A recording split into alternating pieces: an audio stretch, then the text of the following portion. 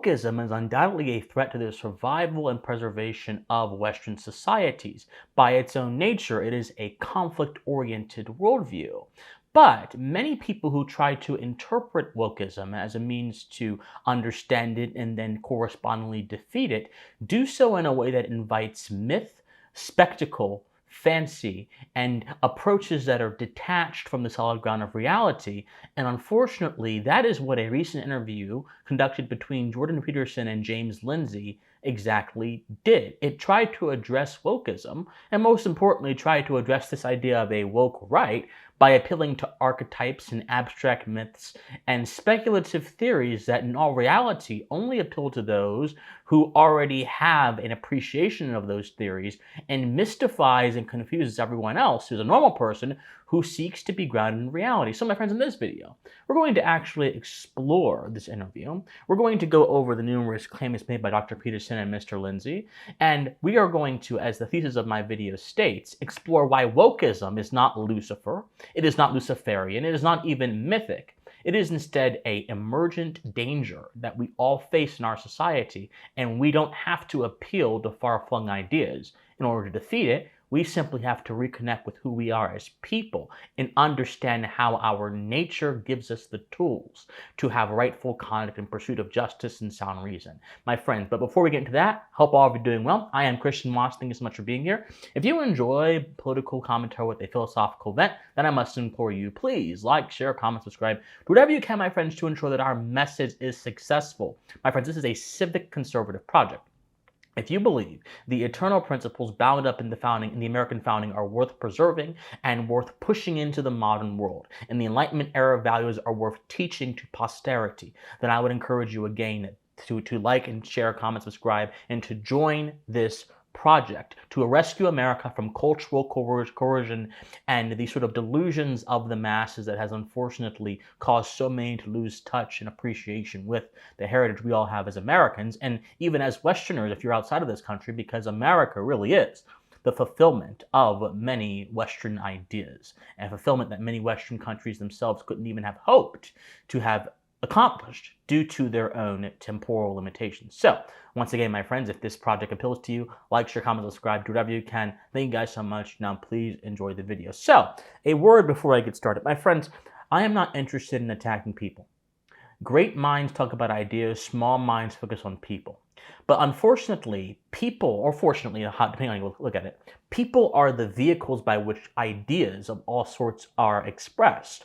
Because ideas, unlike what the Platonists of old thought, are not self-contained entities. They are not living things that exist somewhere out there. They are things that exist in the minds of men and emerge from speech and then are talked about in society in an interactive way. Therefore, ideas require at least humans to manifest them in a way that's intelligible. You can see ideas have effects outside of the human world, obviously, but in order for them to be made intelligible, it does indeed require man as the sort of intermediary agent. So, when I refer to Dr. Peterson and Dr. Lindsay throughout this conversation, it will not be to attack them as people, although a lot of folks have their own opinion about Dr. Lindsay and Dr. Peterson, and I have my own opinions about both as well, but it's instead to address the quality of their ideas. Because ultimately, an assessment of one's mind is going to be much more useful in trying to pave a positive pathway forward for civil society than an assessment of who they are as a person. Because whereas persons expire, ideas are eternal. Just want to get that out of the way.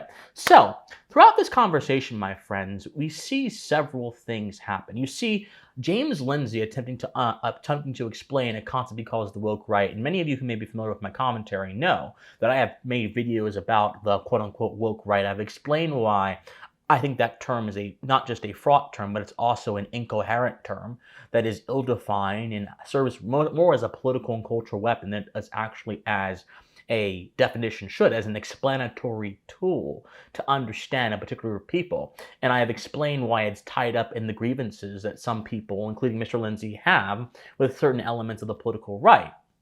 But he takes this interview with Peterson to kind of explain it And as he's explaining it, it veers off into so many different directions. Number one, and throughout the interview, he doesn't even explain what the term, he doesn't even define what the term is. He explains behavior rather than content, behavior rather than substance, and behavior without having a broader context in which it's phrased in can't really be understood beyond the beyond the particular context that it is actually in. But also, the conversation goes from that into talking about Luciferianism and theological horrors. And I'm not being glib when I say that. Dr. Peterson, as you'll see in a moment, actually brings up the scarlet whore of Babylon as a cultural metaphor. I'm not trying to be mocking here, but it's kind of funny to me as a cultural metaphor as to what's going on in our culture right now. It goes into transgression as a means of manifesting power dominance, and how this power dominance is reflected in the Garden of Eden with the serpent and Eve. All kind of different things that make the average person kind of think, what is really being talked about here? And also make even the sort of academic person think, well, where's the coherence here? Because whereas the average person looks to see what's the sort of groundedness in things, and may even to some degree understand patterns, the academic looks to see the coherence between ideas and the systems and arguments they're represented in. And I think both categories of people are sorely disappointed by the conversation that we see here between Dr. Lindsay and Dr. Peterson. But most importantly, I think what this conversation reflects is the problem of what I call apocalyptic politics.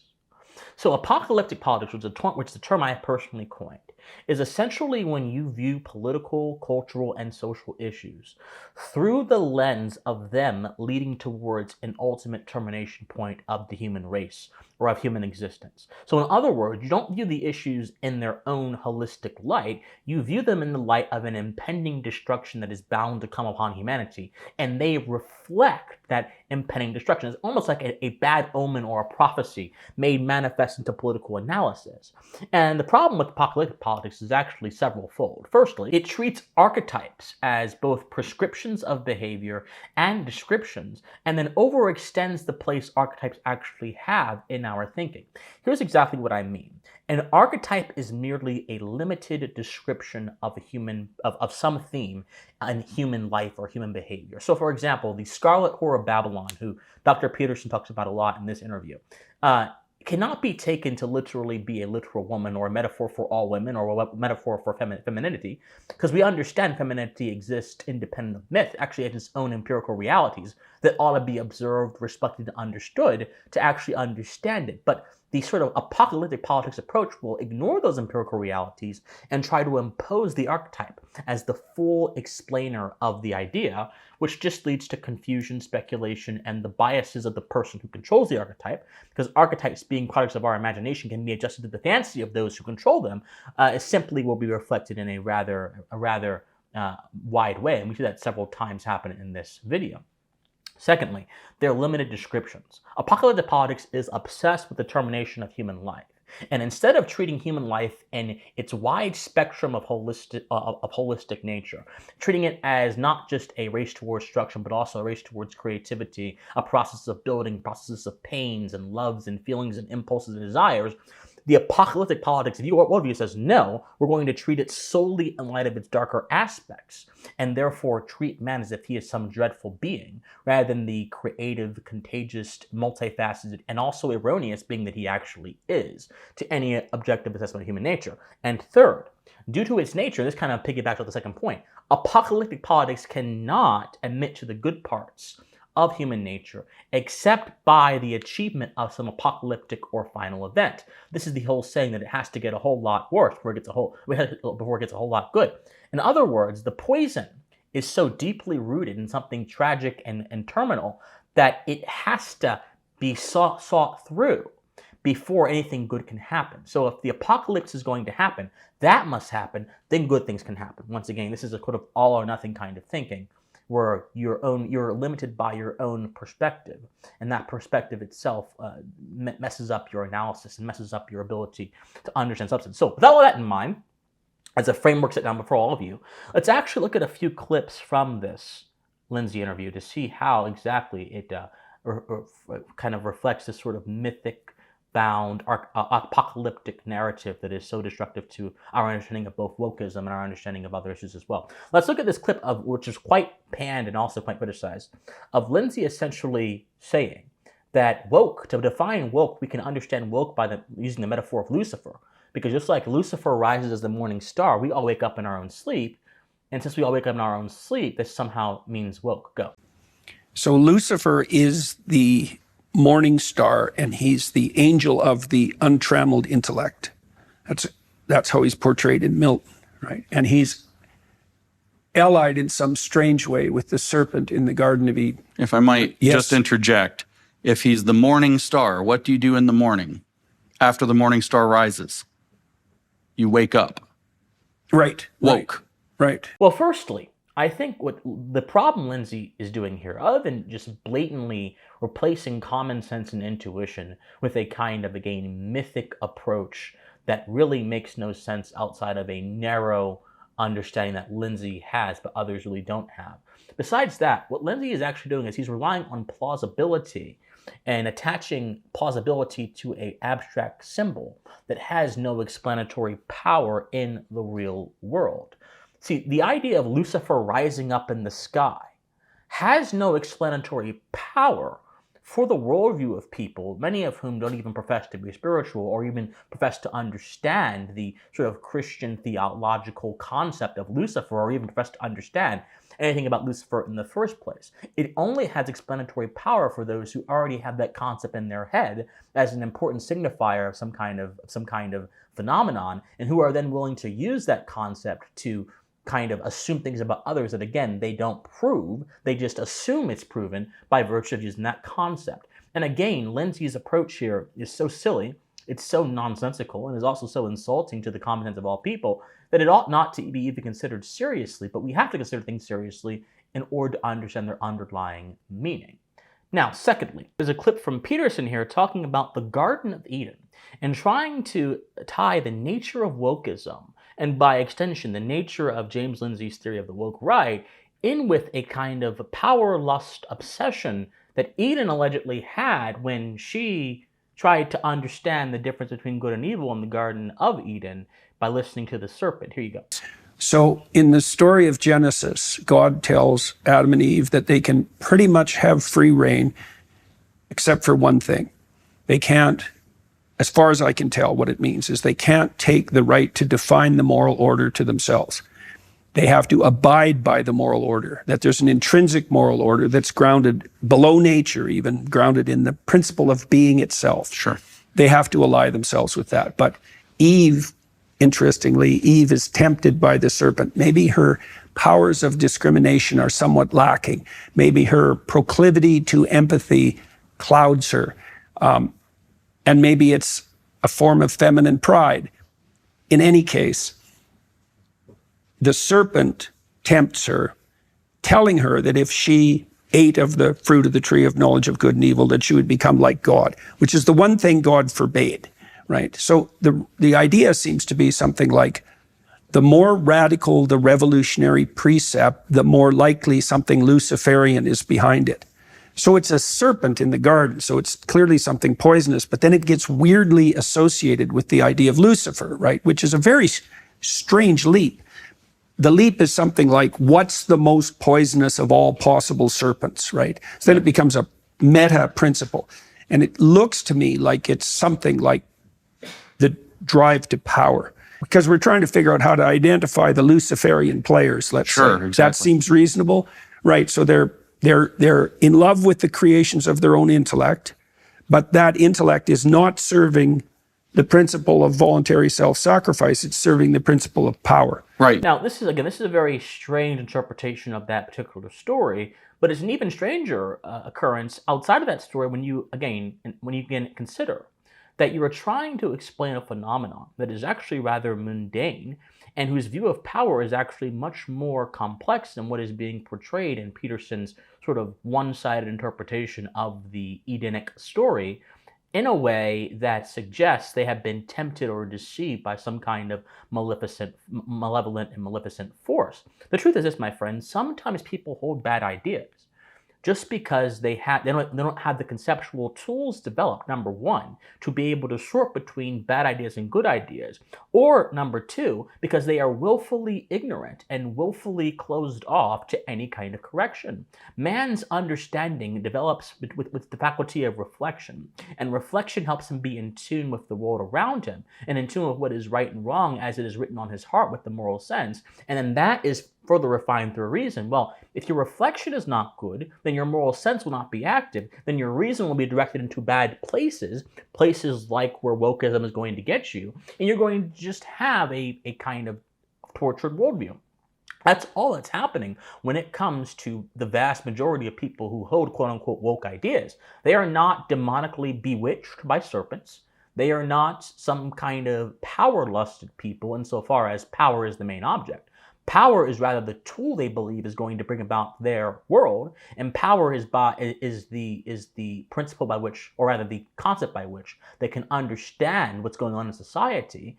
But it is not as if they have some kind of spiritual attachment towards it, as Eve may have had towards the tree. But by the way, even if you take the Eve myth seriously, or the Eve story seriously, Eve was concerned about knowledge, and there is a distinction between the political power the woke seek to get and the knowledge that someone might get. Knowledge is not necessarily political power. Knowledge can lead to uses of political power, but it is not necessarily political power. So you see a conflation and a bunch of assumptions that Peterson just smuggles in here that make absolutely, and I'm sorry if you're a fan, but I just have to say it makes absolutely no sense, and it betrays the intellectual credibility of a man as smart and insightful as him, and leads into the speculative territory that leads to the sort of apocalypticism that we're going to see in this next clip, where he says that the woke and the woke right are a part of this larger move of degeneracy.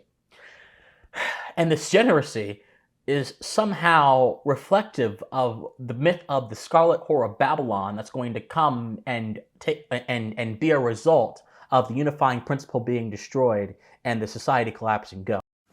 And so that's the alpha and the omega. So that libertine offering is an interesting twist. I've been trying to puzzle out. I wrote this article with Jonathan Pajot on the scarlet beast of the apocalypse. And it was really illuminating to me. There's lots of the book of Revelation I just don't understand, me and many other people. But I understand some of it. So the scarlet beast is the degenerate state. So imagine that when a uniting principle disappears, so that would be the Nietzschean death of God, you get the postmodern condition, which is that there's no uniting narrative. And so the state grows a lot of different heads. It's kind of a hydra now. It's collapsing into chaos, symbolically speaking. It has a lot of different heads because nothing's uniting it. And that's why it's blood red, because that's a very dangerous condition. It's a fragmenting condition. Okay, so that's the scarlet beast of the degenerate state. This is a symbol of the end of times. And I don't mean the end of time per se. This is a symbol of how things end, right? What happens at the end of the scarlet beast, whore of Babylon dichotomy, say, interaction, is the beast kills the prostitute. So that's perfect, right? Because so the degenerative patriarchal state breeds the commoditization of female sexuality, but ultimately destroys all pleasure. And I also think that's happening now. I mean, you have radically high rates of virginity, for example, among Japanese and South Koreans. And in the West, more broadly, an apparent breakdown of the relationship between men and women, not least politically, right? And then immediately after this, Peterson basically says, yes, and this degeneracy that's happening creates transgression, and the woke right is a cult of transgression that does the same thing the woke left does. They basically just result from vibes, he says. So it's the same energy, different direction, without actually defining how and why that energy would be used. Go. So the expression that I could give to tie people, just to bring woke right back to the conversation, is we're familiar now with the machinations of woke left, right? And what I would say is, well, what's woke right is same energy, different direction. You have all of those same exact, whether it's Luciferian at the high level, whether it's struggle sessions, Machiavellianism, well, we've got a sadism at the low hierarchy level. there. It's Luciferian at the core. Then we've got the cluster B dark tetrad traits. Then there's the mechanisms that you described, right? So that's a differentiated, then that gives us a way of identifying. So if we use the kind of, pop word of the day of, vibes or energy, it's same energy, different direction. Once again, all of this, my friends, all of this silliness, because patently it is silliness, but it's silliness that we ought to understand because it has some intellectual root to it. All of it suffers from the same problem that all uses of apocalyptic politics and more broadly apocalypticism suffers from. It cannot see its own tail from its head. It cannot see the broader world of possibilities that exist outside of the narrative it's constructed, and it has instead collapsed all reality to the narrative and seeks to fit reality to the narrative rather than trying to fit the narrative to reality. The narrative here is that the woke right, this sort of boogeyman Lindsay's concocted, are somehow a result of this culture of degeneracy that is reflected by the kind of Edenic temptation that leads to the whore of Babylon riding on a dragon and a hydra and being power lusted, and they somehow, being a reflection of all of this, must be understood through this lens, when in all reality, perhaps some of these things are just the personal grievances of one of the people in this interview, Mr. Lindsay, or perhaps some of these things are valid observations, but they're not being termed in the right way.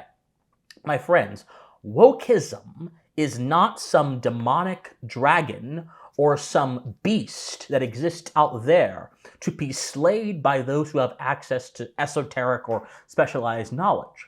Wokeism is a civic poison that deteriorates the relationships between man and society, because wokeism assumes that civil society is a war against all, and that civil society can be reduced to power relationships, and that should be the lens by which all relationships are viewed. And by doing so, it denies the universal nature of man, the fact that all human beings share similar characteristics. Even though we differ in our individual gifts, skills, and capacities, all human beings share the similar essence of being a man, and the similar essence of being man then gives us a kind of moral equality that stretches across our humanity, regardless of our culture, regardless of our tribe, and that then leads to us having the natural rights that give us the ability to interact with society and interact with political order in a way that keeps a limit upon power, limits upon power, then reduce the possibility for tyranny, and then inform the scope of social relationships. And that gives rise to duty. To have rights without duty is to have a culture where everyone has a claim, but no responsibility to that claim. So our moral duties also arise from our universal nature, and those moral duties are contained in first principles like justice, like fidelity, like truth, like goodwill, like beneficence. And then these give grounds to how we use our action and how we use our rights, and then these create what is called rightful conduct. The moment you try to divorce man from the solid foundation of his nature, and the moment you try to divorce man from the first principles that give form to what behavior is right and what behavior is wrong and puts a limit on what is wrong, is the moment you're trying to reorganize man into a creature of your own making, rather than recognizing the basic reality of what he is, what he needs, and what he must have in order to exist in a rightful way in society. That is the sin of wokeism. It is a civic poison because it deteriorates the principles and the philosophical and social structure and scaffolding we all need to act in a good way. It is not bad because it's some kind of serpent or some kind of demon, right? It is bad because it corrodes the very language we use to make society and all of its tenet principles possible. That's why it is bad. That's why it ought to be opposed. But the moment you try to put wokeism above the realm of human activity, above society, and put it in this space where we're talking about Lucifer and whorish women riding upon dragons and cults, and is the moment you make wokeism, you actually aggrandize wokeism, you make it something to be feared, something to be awed at, you mystify it, and you make it less clear. And to make a social poison less clear is to give an extra defense to that social poison and make it even more dangerous in society than it already is. And unfortunately, that is exactly what this conversation between Peterson and Lindsay has absolutely done. Now, I think one of the core parts of this that is even more important is to look at how Peterson and Lindsay tried to identify signs of this woke right. They actually go through several things. They say if you say the word dude, you're part of this cohort of the woke right. If you use pseudonyms to be anonymous, you're part of this cohort of the woke right. If you do all these different things, if you mock people, I'll actually let you see for yourself. Maybe we could lay out some of the behavioral markers so that, because we might as well make this concrete. I can tell you what I've observed about the behavior of psychopathic parasites online. Okay. Sure. Maybe if you have 5 of these, you're one of them. You know what I mean? That's so often any one alone isn't enough. Right. Diagnostic criteria. So in the comment sections, for example, anonymity is a marker. Mm-hmm. Use of a transgressive cover name, often satanic, often. So, and it's tongue in cheek, but no, it's not. Yeah. Derisive language, right? So that would be language indicative of contempt. Yeah. Contempt's a really toxic emotion, contempt and disgust. Hitler used disgust language to characterize the Jews, not fear language. That's right. And you destroy things you're disgusted by. That's right. You stay away from things you're afraid of. It says in Mein Kampf. Absolutely. They use derisive and contemptuous, what do you call those? LOL is a good example. Dismissive kind of. Acronyms. Yeah, acronyms. Okay. Now, there's lulz culture online. Yes, of course. I do it for the lulz. That's a hallmark of sadism. Now, those people who do those things, so those are 4 or 5 things: anonymity, pathological nom de plume, derisive language, and then the use of these contemptuous and cool acronyms, belittling. They use the word dude. That's a real good marker. What they're after is the norms that hold regular society together. And my argument is that the woke right does the same thing. They have a cult of transgression too. They sometimes call it being based, but that's a completely bad word for what they're trying to describe, because based should mean based in reality, although the origin of the term is slang for being free-based on cocaine. So they're out of their minds. And this goes to my broader point. When you try to analyze behavior without first appealing to substance and the context of that behavior, you are essentially labeling universal activities like mockery or using the word dude, which people across the political spectrum and the cultural spectrum and the religious spectrum do. You're making those activities seem nefarious, when in all reality, a different approach, or rather the rightful approach based in reality, not narrative, might make you have a different belief about what those things actually are. Right? Context matters, of course, but what also matters are the ways you're evaluating context. If you evaluate everything as a manifestation of some mythic idea, rather than evaluating it as a manifestation of a certain kind of human behavior that attends and appeals to a particular kind of mode of thinking, then you're going to see everything as a narrative idea, and you're going to collapse everything to that, and you will never be able to achieve true enlightenment. You will never understand things for how they are. I have made this point to Mr. Lindsay's followers in many cases, and I have been called a wizard. I've been called all kind of things. I've been called that. I've been said I've been bewitched by philosophers because I take things too seriously, they say. And these are people much older than me. I'm just a 25-year-old, fledgling philosopher trying to do his best to save this country and build a strong civic ethos in the American mind. And I've been attacked by these people simply for demanding clarity.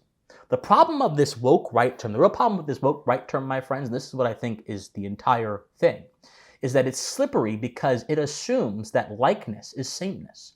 It assumes because there are elements on the right that I agree are condemnable, that may be hateful, that may be bigoted, and also may approach things from flawed premises. But because they have similar kinds of behavior as those on the left, we can then brand them with the term woke and then reduce all nuance to that term and ignore all nuance and treat them as fundamentally the same thing with a different face. And by doing that, you are not only putting yourself in a position to straw man your opponents and misrepresent them, you are also committing the sin of uncharitability. Charitability is one of those social principles that enhances the quality, flavor of civil society and makes the pathway towards veracity, i.e. the truth, much easier and much sweeter for those of us who seek it. And truth is the foundation of all things that are sound, good, just, and right. And so by undermining charitability, Lindsay is undermining truth. And by undermining truth, he is giving himself over to falsehood dressed up in narrative, and that seems sweet and appealing to him, but in all reality is offensive to what actually is.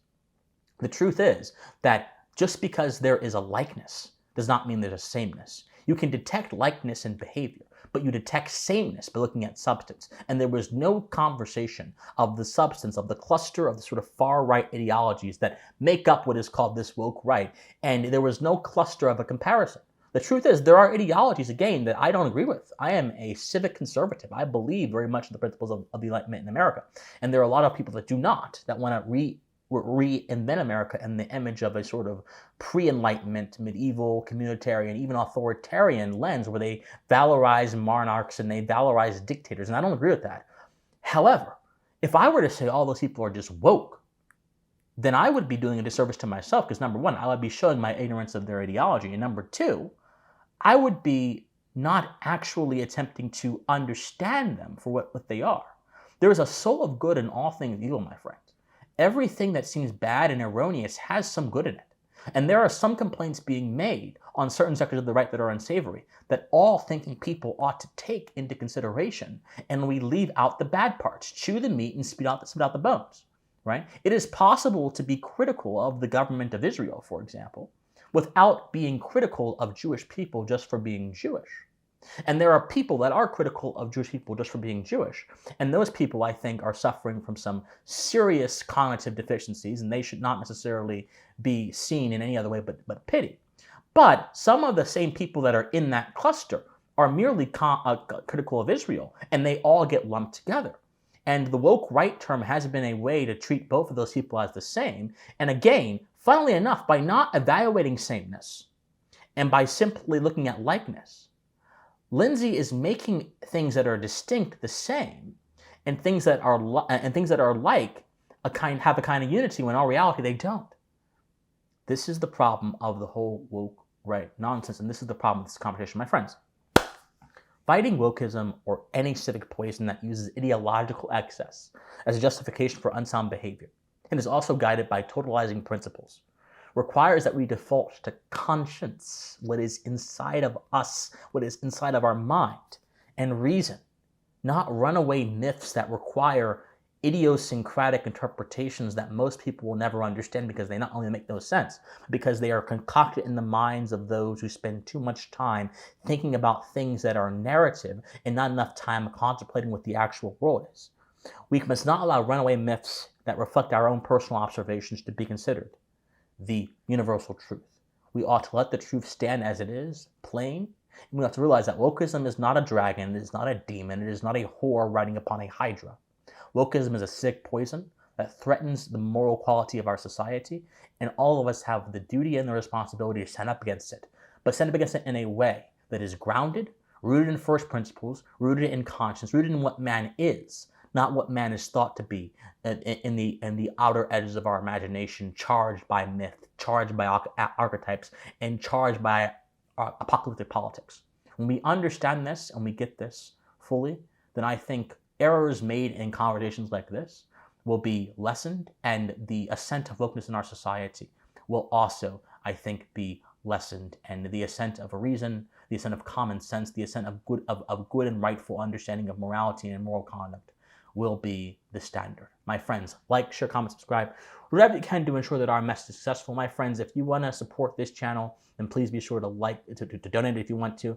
That's an option that's in the comment section down below. Join the Pensive cohort, especially if you are in Gen Z, or if you're not in Gen Z, but if you're in Gen Z especially. The Pensive cohort is an army of thinkers that I am making that is going to bring about the civic conservative idea into different areas of American society. And we're going to do so in a way that is both compelling, fresh, and does not make the mistakes that so many political ideologies, both left and the right, make these days and their assumptions.